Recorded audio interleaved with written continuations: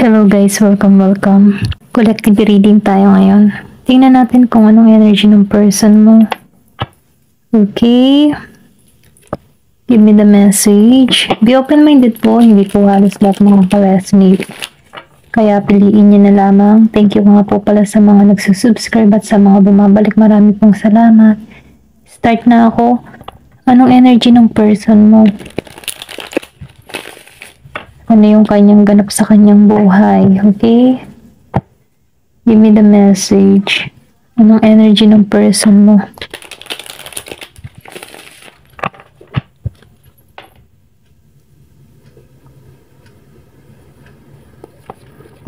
Give me the message. Anong energy ng person mo? Meron siya ditong judgment. Okay. Napifeel ko dito yung person mo ay ginigising na. So, Nine of Cups.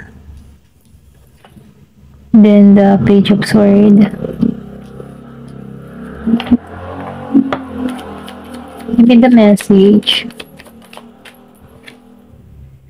Five of Cups. Okay. Sinasabi dito, meron ka ditong person na Scorpio, Cancer, and Pisces, Gemini, Aquarius, and Libra. Ayan. Ito lang yung nakikita ko dito. Okay? Itong person mo dito, may paggising to or sabihin natin na na-stuck siya sa sitwasyon.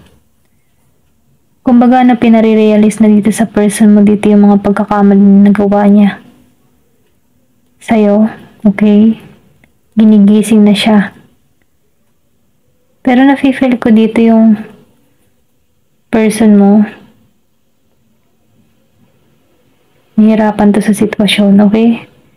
Nakatuon siya sa mga nawala. O pwede rin sabihin na naranasan mo dito yung yung ikaw yung mag-effort sa connection na to.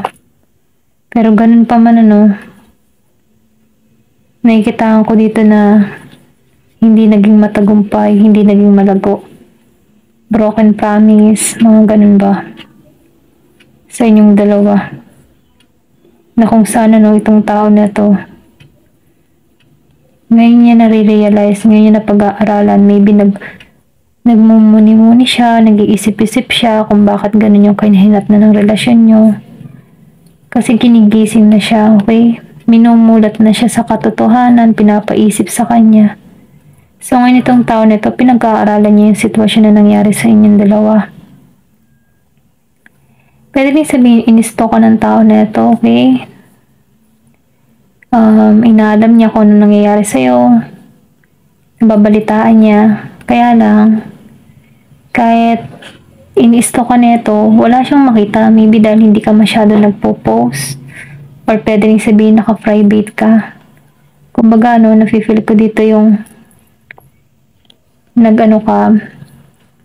nag-isolate ka. Nilayo mo muna or pwede rin sabihin hindi ka nagbigay ng nagparamdam dito sa tao na to. Nag-moving on. Kumbaga, sa ibang direction ka na nagtungo. Yung tipo na tinulungan mo yung sarili mo, pero before nasaktan ka dito, may pagising. So itong tao na to, taong nagtatauhan na siya. Napag-aaralan niya yung sitwasyon, okay? O pwede rin sabihin meron tong pinaplano, meron ditong travel.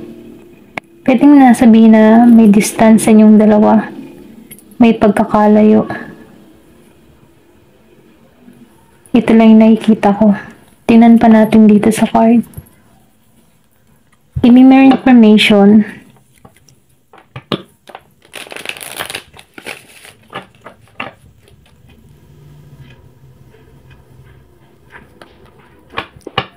Ano pa yung mensahe?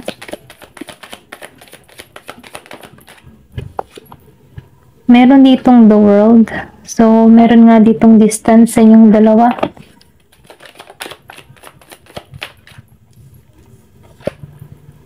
Nine of Fire. Merong Aries, Leo, Sagittarius. Justice. So, ito yung nag-iintay. Justice. Give me more information. Okay. So, may naka-block nga dito. Okay? Meron ditong confirmation doon sa sinabi ko kanina. Meron naka-block. Misto ka niya, pwedeng sabihin naka-private ka. Then, nafe-feel ko dito yung justice nangyayari at nagaganap na sa'yo. Kung ikaw man yung sinaktan dito, no? Nafe-feel ko dito yung justice para sa'yo. Kasi yung person mo dito, may ginawa siyang kasinungalingan, nagbalat kayo. Yan, nagbalat kayo siya. Makikita mo dito, ito yung talagang totoo niya. Yung tipong akala mo, pwede na sabihin na linlang ka dito.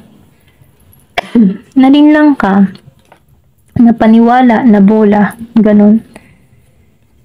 Na kung saan akala mo, magbibigay siya ng pag-asa sa'yo. Pero dahil meron ditong justice, natuklasan ka, or pwede rin sabihin ginigising ka dito. Napag-aralan yung sitwasyon, okay? Kasi meron ditong panlilin lang. Pero nafe-feel ko dito, no, na nasa ibang bansa ka, or pwede rin sabihin yung person mo. May pagkakalayo, may distance. Pero nafe-feel ko dito yung yung pagbawi. Nakikita ko rin dito na meron ditong DH, OFW, or yung nag-aalaga ng bata, mga ganun. Ganung klase ng trabaho, maybe sa abroad, OFW. DH, ganun. Nafe-feel ko dito yung yung iba sa inyo, halos lahat. Nag-iintay kang matapos yung kontrata mo. Meron ditong mabilis na mensahe parating sa'yo. Pero alam mo yung kahit nasa bahay ka lang, yung tipo na ang trabaho mo nasa bahay lamang. Hindi ka nalabas. Nag-iintay ka. Pero kahit ikay nasa bahay lamang, maayos yung kalagayan mo, kumikita ka, maganda yung kabuhayan mo, stable ka, maayos yung pinagkakalagyan mo, okay? Kasi nakikita ko dito yung justice. Nafe-feel ko dito yung kahit niloko ka dito, sinuwerte ka. Okay? Sinuwerte ka. Nakikita ko rin dito ang pag-apaw ng biyaya sa'yo. Naghihintay ka lang matapos yung kontrata mo. Pwede may anak ka na rin dito. Kinat ka dito. Okay, tinanggal ka dito sa person mo. Natakbo yung oras. Or pwede sabihin hindi pa yung right time para sa inyo. Okay? Kaya ka inalis dito para matutunan mo or para may matutunan kayong dalawa sa connection na to. Meron ditong Page of Air. May young energy dito. Pwedeng sabihin may H-cup sa inyong dalawa. Meron ditong mensahe, may naka-block. Hindi mo nare-receive yung mensahe. Kasi ayaw mo na eh. Okay?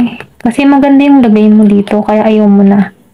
Maganda yung katayuan mo, naka-moving on ka na. May offer na parating sa'yo pero ayaw mo. Kasi itong tao mo dito, magkakaroon na ng realization, may paggising na, or pwede rin sabing energy mo to, ginigising ka na dito, or nagising ka na dito.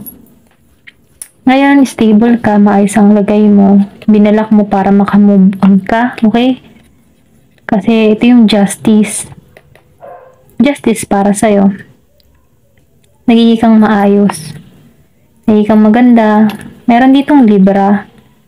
Meron din dito ako nakikita na Scorpio, Cancer, Pisces, sa Five of Cups. Then, nakikita ko rin dito ng Aries, Leo, Sagittarius. Ngayon, nakikita ko yung distance ninyong dalawa. Ayan. Tingnan natin kung ano yung naghihintay sa connection na to. Pasensya na kung kayo may maririnig na tahol ng aso. Huwag niya na lang pansin. Ewan ko ba sa aso na yan? Pag ako'y magre-reading tahol ng tahol. Give me the message. Ano pa yung mensahe pinararating sa'yo? Ano yung ano, yung kahihinat na ng connection na to. Yan. Give me more information. So, meron ditong touch chariot. May gusto dito na magtagumpay yung connection na to, okay? Gusto nito ng maging maayos, maging balanse. Pwede yung person mo may gusto nito, or pwede rin sabihin gusto mo din na maging maayos kayong dalawa, umaasa ka pa rin dito. Two of Cups, namawasan Two of Cups, di balance na. Meron dito, Five of Cups. So, nafe-feel ko dito, no? Gusto nito ng tagumpay, pero alam mo yung tipo na meron din ditong tao na nag-aalanganin siya sa person niya. Pwedeng ikaw to, nag-aalanganin ka na, pero gusto ng person mo na magtagumpay yung connection na meron kayo. Maging balanse, maging maayos, maging patas na, magiging na siyang patas. Kasi may paggising eh. Ginising yung person mo dito dahil nagkaroon ng hustisya para sa'yo. Lalo kang lumago, lalo kang nagkaroon ng blessing. Dahil din yung person mo may nangawala. Ngayon nakatuon ka ngayon sa pagbabago, sa mga oportunidad. Kahit yung tao na to bumalik man sa'yo, ayaw mo na. Okay? Nakikita ko. Pero ito yung gusto niya mangyari, magtagumpay, balance, equal. Maybe, pwedeng bumawi na siya. Na before, hindi siya ganun sa'yo dahil tinuruan mo ng leksyon, may pagbawi na to sa'yo. Okay? The World. Dalawang beses na lumabas ang The World. Kung makikita mo The World and the word confirmation, meron dito magkaibang lahi, pwede rin magkaibang lahi o pwede rin sabihin na magkalayo kayo sa bawat isa. Piliin nyo na lang kasi nakikita ko dito may kaibahan kayong dalawa. Sabihin natin pananaw, lingwahe, ugali, pwede rin pareho kayong Filipino, kaya lang may distance sa yung dalawa, nag-work abroad, mga ganun ba? Ito na yung nakikita ko dito. Pero ganun pa man nakikita ko dito yung pagiging mong mabuting ama, mabuting ina. Ayun. Give me more information. Ano pa yung mensahe? So, meron ditong The Hangman reverse. So, nafe-feel ko dito, The Hangman reverse. Gusto nitong malayo or magiging malaya na to sa sitwasyon. Pwedeng sabihin, marireceive mo na yung mensahe or bibigyan ka nito ng mensahe, okay? Para magpatuloy yung usapan, magiging malaya ang bawat isa sa pagbibigay ng mensahe. Kung bibigyan mo ng pagkakataon tong tao na to, nasa iyo pa rin ang desisyon. Kaya nakikita ko dito na, kumbaga next chapter na, kalimutan na yung nakaraan. Kumbaga, ito yung gusto niya mangyari, kalimutan na yung nakaraan, magsimula muli, fresh start, ganun. Pero syempre, nasa iyo pa rin ang desisyon, Kasi lumabas si Four of Swords, and Seven of Pentacles. Meron kang person dito na Virgo, Capricorn, Taurus. So, nafe-feel ko tong moment ng Four of Swords. Doon ka sa moment na nagre-relax ka. In-enjoy mo yung meron ka. Okay? Kumbaga, nafe-feel ko dito na kung naghahanap ka dito ng kasagutan, marireceive mo yung kasagutan dito kasi meron siyang nilihim na kung saan magkakaroon ka dito ng kaliwanagan or pwede rin sabing ginagabayan ka dito. Sinusunod mo na yung inner voice mo, yung guidance mo. Kasi nakikita ko dito yung paglago. Kung ano ba yung mga pinaghirapan mo, may paglago, aani ka ng tagumpay. Ito na yung nakikita ko dito. Aani ng tagumpay. Yung mga pinaghirapan mo, kung ikaw man inabigo before, ito yung justice sa'yo, yung pagkakalooban ka ng blessing, maraming blessing. Kumbaga, yung tinanim mo, magbubunga na. Fruit of your labor. Tama ba? Fruit of labor. Ganyan. Ito yung nakikita ko. May pag-ani ng tagumpay. Ito yung naghihintay sa'yo. Magpayapa ka. Tagumpay ka. Ito yung gusto mangyari ng person mo. Maging success yung connection nyo. Fresh start. New beginning. Then, meron kayong malayo sa bawat isa. Gusto niya maging balanse yung connection. Maybe madalas mo makita yung 2-2-2. Okay? Pero ganun pa man, nasa iyo pa rin yung decision dito.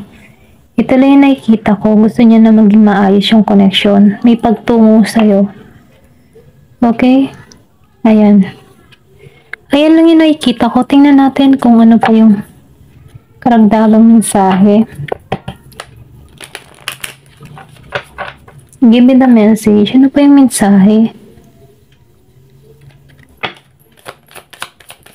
Hindi po halos lahat makaka-resonate, kaya piliin nyo na lamang yung part nyo. Meron ka ditong happiness, magiging ka ng masaya. Tatlong beses na lumabas yung happiness. Happiness din. So, burden of tears. Lumabas ang burden of tears. Burden of tears. Kumbaga, nafe-feel ko yung burden of tears mo. Mapapalitan niya ng saya. Okay? Yung lahat ng mga pinaghirapan mo, yung sakit, yung nagpapabigat sa'yo ng kalooban mo kung bakit ka umiiyak. Okay? Magiging ka ng masaya. So, meron pa ditong secret. I mean, doon sa secret na nararamdaman ko dito na meron ditong magandang mangyayari sa'yo na kung saan hindi pa ipinakikita sa'yo ni God, ni universe, kung ano yung kapalaran naghihintay sa'yo, no? Pero ganun pa man, dahil lumabas si Seven of Pentacles, meron ditong pag-aani ng tagumpay. Pero syempre, mainam pa rin ang manalangin kasi siya yung nagbibigay ng biyaya para sa atin, okay? Meron dito na 28 years old and 21. Love. So, may naghihintay sa yung pag-ibig. Pwede rin sabihin na, dahil gusto ng person mong bumawi sa'yo kasi nagising na siya eh. Okay? Nagising na. Pero ganun pa man, sa'yo pa rin yung desisyon kasi meron pang babagong naganap sa'yo dito. Pero itong tao na ito, gusto nito yung balance, maging maayos. Meron ditong love soon. So, ito yung parating sa'yo. Love soon. Yung burden of tears, tapos na to. Magiging ka ng masaya. Kaya lang sikreto pa lang ito. Dahil ang pag-ibig ay parating na sa'yo. Okay? Ayan yung mensahe sa'yo, no? Ayan, hanggang dito na lamang po. Thank you for watching and love and peace.